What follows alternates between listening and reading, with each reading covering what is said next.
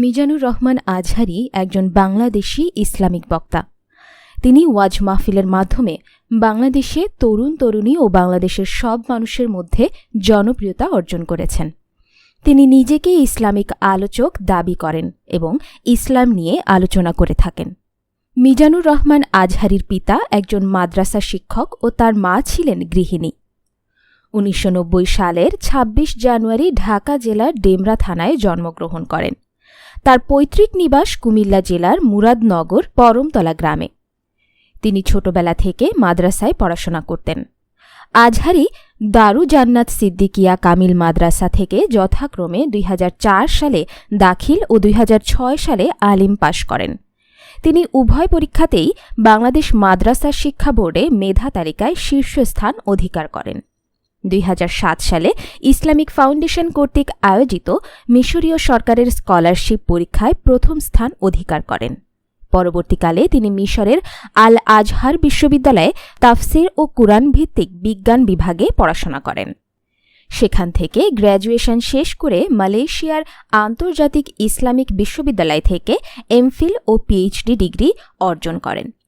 তার এমফিলের গবেষণার বিষয় ছিল human embryology in the holy Quran, পবিত্র কুরআনে মানব ভ্রূণবিদ্যা। তারপর একই বিশ্ববিদ্যালয়ে পিএইচডি প্রার্থী হিসেবে মনোনীত হন। তিনি human behavioural characteristics in the holy Quran and analytical study, পবিত্র কুরআন ও বিশ্লেষণী গবেষণায় মানব আচরণগত বৈশিষ্ট্য এর উপর ২০২১ সালের ডিসেম্বরের শেষের দিকে ভাইবার মাধ্যমে সফলভাবে পিএইচডি গবেষণা সম্পন্ন করেন। মিজানুর রহমান আজহারী তাফসির ও হাদিস নিয়ে বাংলা ও ইংরেজিতে আলোচনা করেন। মিজানুর রহমান আজহারী প্রথম বইও লিখেছেন। প্রথম বই মেসেজ, আধুনিক মননে দিনের ছোঁয়া, ২০২১ সালের অমর ২১শে বইমেলায় প্রকাশিত হয় এটি। আজহারীর দ্বিতীয় বই আহ্বান, আধুনিক মননে আলোর পরশ, ২০২২ সালে প্রকাশিত হয়। তার লেখা তৃতীয় বই রিফ্লেকশন ফ্রম সূরা ইউসুফ প্রকাশিত হয়। সর্বশেষ তার চতুর্থ বই প্রকাশিত হয় জেগে ওঠো আবার। আজহারী ২০১০ সালে ইসলামী গজল ও কিরাত দিয়ে তার কর্মজীবন শুরু করেন। পরে তিনি এটিএন বাংলা টিভির একটি ইসলামিক অনুষ্ঠানে যোগদান করেন।